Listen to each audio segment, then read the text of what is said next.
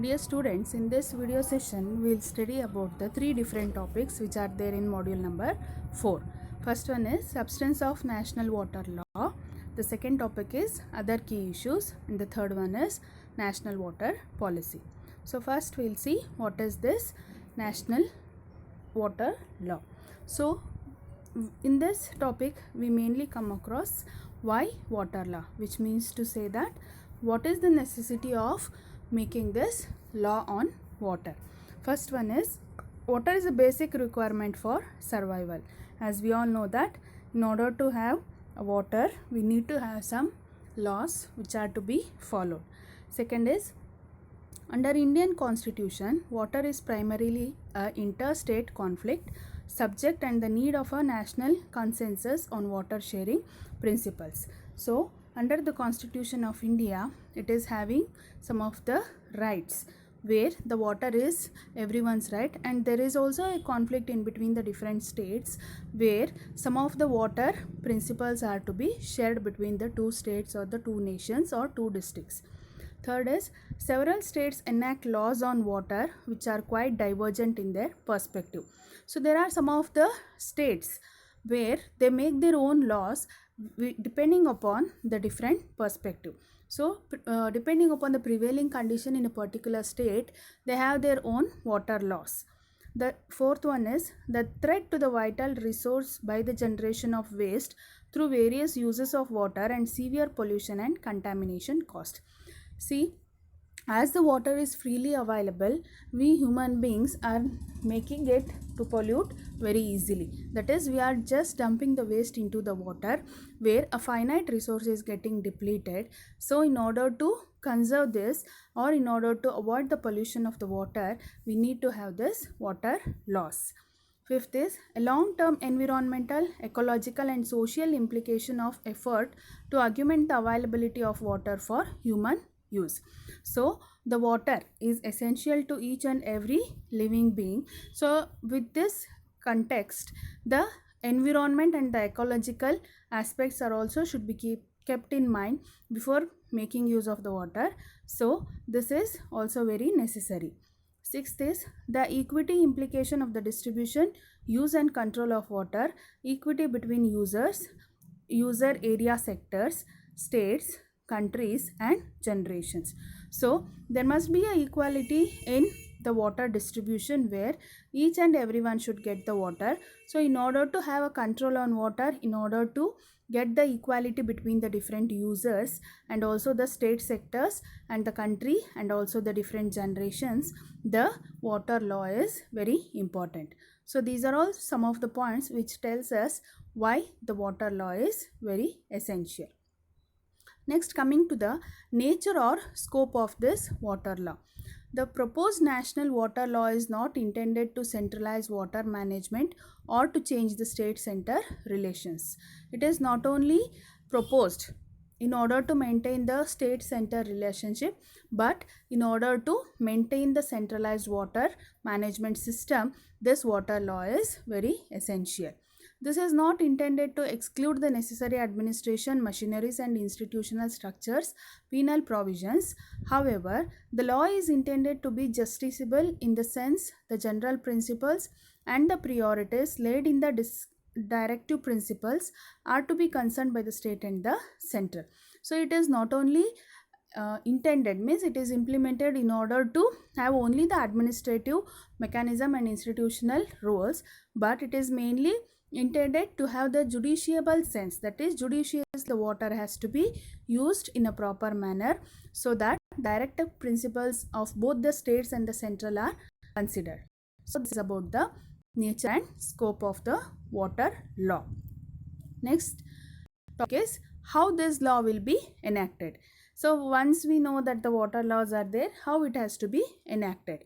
It is necessary to follow the procedure adopted in the Act, maybe Control and Prevention Pollution Act 1947 or the recent Dam Safety Act 2010. Means it is very necessary to follow some of the procedures which are there in the Control and Prevention of Pollution Act in the year 1947 as well as the Dam Safety Act 2010. certain number of state assemblies can pursue to pass resolution, and then the central can enact the law.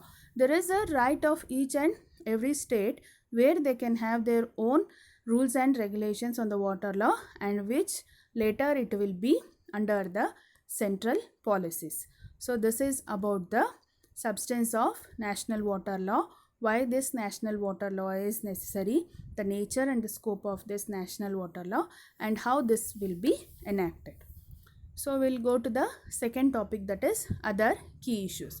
So apart from this national water law, there are some of the issues where we are unable to properly pass these laws, or we are unable to properly maintain these laws, and they are termed as other key issues. So the first one is lack of awareness. So this is one of the major problem where the laws and policy framework is still a major issue in rural India, which means to say that many of the people are not aware of the different laws and the policies which are put on the water resources. All participants are completely unaware of the law and policies changes that is happening across the country. As and now the condition is changing, the country or the state is also changing some of the rules and regulations, and they are not implemented in a proper way in all the regions. So because of which there are some set of people who are not aware of these policies and rules and regulations. So that is called as the lack of awareness among some of the people. Second one is lack of participation. This is law and policy making process is a collateral impact of lack of general awareness. Mostly law and policy making process follow a top-down approaches where people are at the receiving and having no role to play in framing of norms and regulations. So this is one of the important drawback where the proper participation of the people is not involved. That is, all level of people are to be having the rights in making the decisions as well as the laws of this water. So there is a lack of participation of certain group of people who are unaware of these laws, because of which the law is to be implemented. The idea of participation is also important from the angle of implementation of various policies. So if the participation of the people is in a proper manner, then they will be aware of the things going on around them. Where there is no participation of some of the rural people, they are unaware of this laws and regulations. The third one is gender and caste discrimination. So this is also one of the drawback where the equality is not given between the different genders. That is, gender and caste are two important factors to be given adequate attention in the law and policy framework related to water and sanitation. So as each and every individual is having the right to make use of the water, they have the right to protect the water without polluting the water. So the involvement of all the caste people as well as the women and men in a equal manner is one of the drawback. Women and lower caste people are quite often neglected in sections, while there are number of studies arguing that the crucial and effective role in water resource management and development. They are mostly nowhere in the picture of framing and implementing of various policies and schemes. So it is observed that there is no proper participation of the rural people as well as women in making the rules and regulations, and also in the participation of the different activities which are conducted in the society related to water resources. So these are the three different key issues which are very necessary to look after regarding the water law. That is, lack of awareness, lack of participation, and the third one is gender and caste discrimination. So we'll move with the next topic, that is national water policy. So the main aim of this national water policy is to treat water as an economic good which the ministry claims to promote the conservation and efficient use.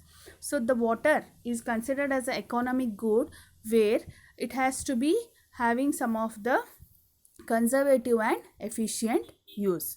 National water policy is to govern the planning and development of water resource and their optimum utilization. So this policy mainly look after the planning and development of the available water resources as well as the optimum utilization, that is the proper utilization of the water has to be done. So because of which the national water policy has been formulated.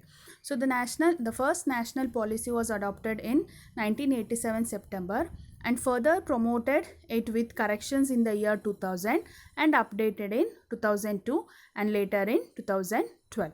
So the first national water policy was adopted in 1987 September, and as in now the conditions were changed.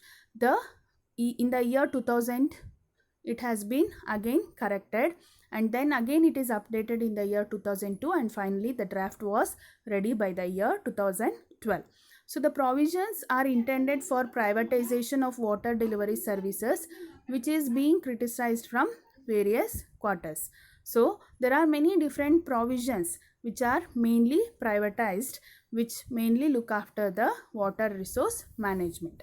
So the major provisions under the policies are, so there are many different provisions which comes under this national water policies.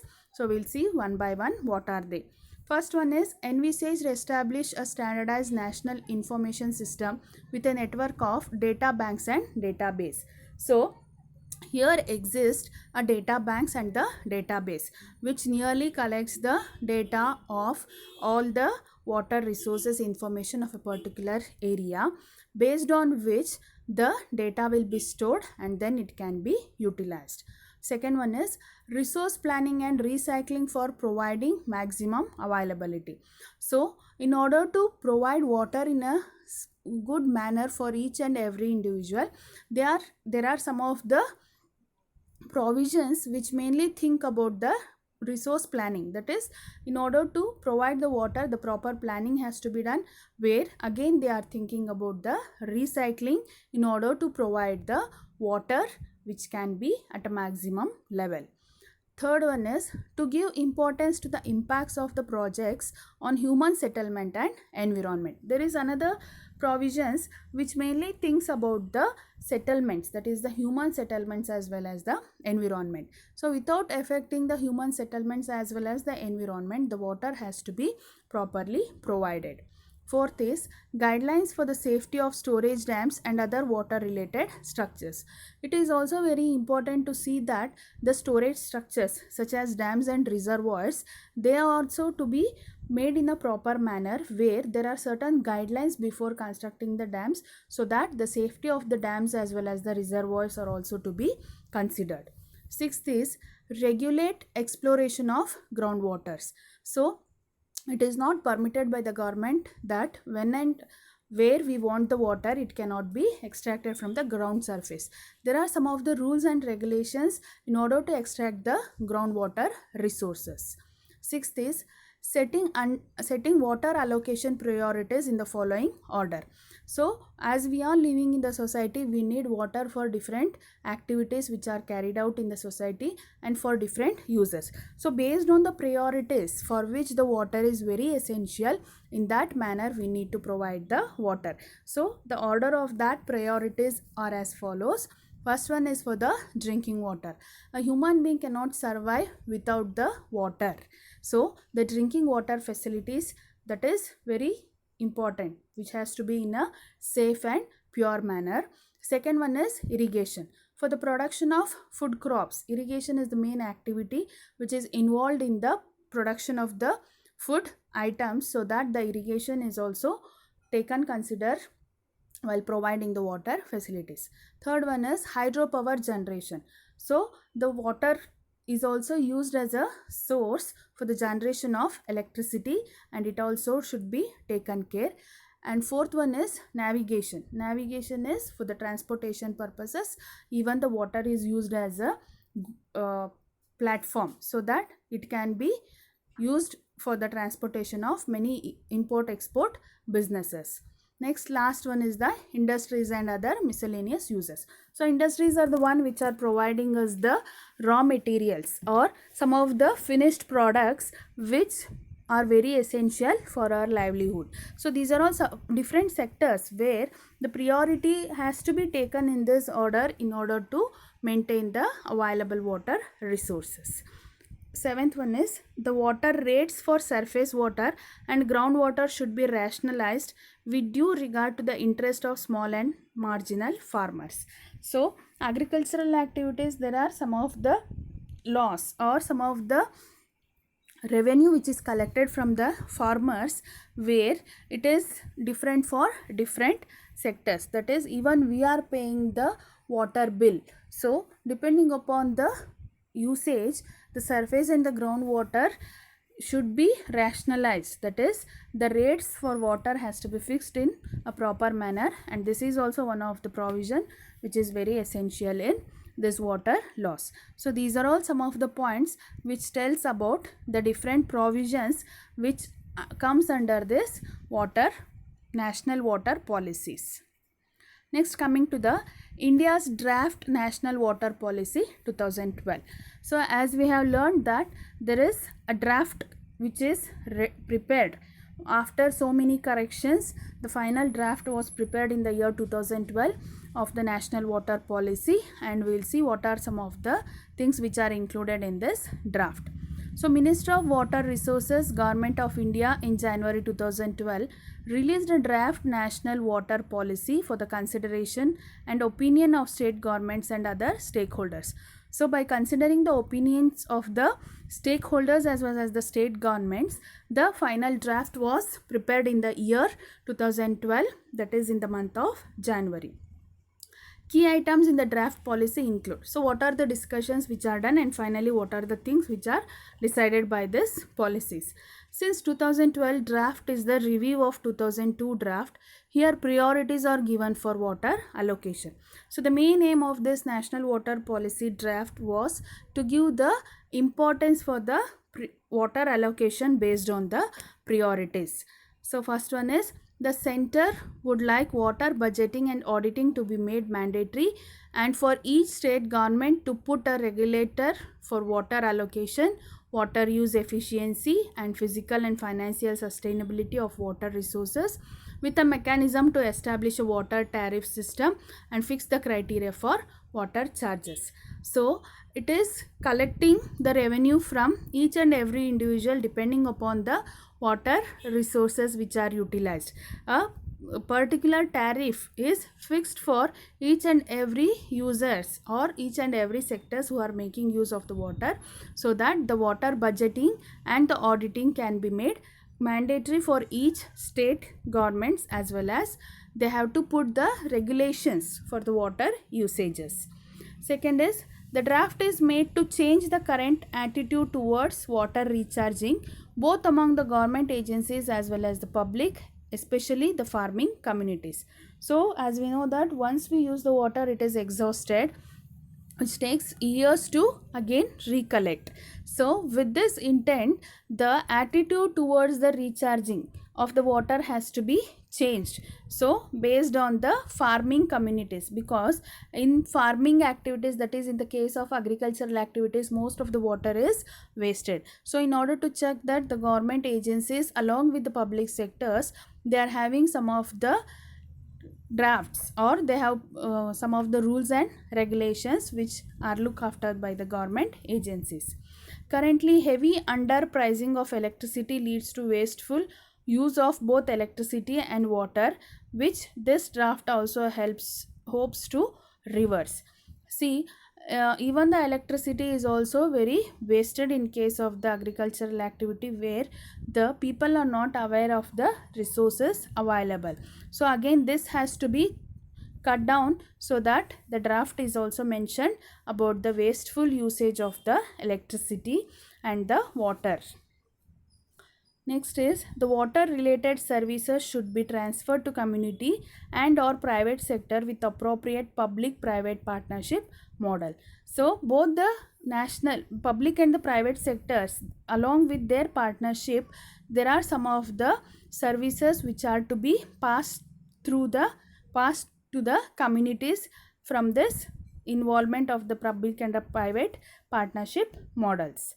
The draft policy calls for the ab- abolition of all forms of water subsidies to the agriculture and domestic sectors, but subsidies and incentives should be provided to private industry for recycling and reuse treated effluents. See, as I have told you, industries are the main sectors which are leaving effluents directly into the nearby freshwater resources where the water pollution is preventing or prevailing.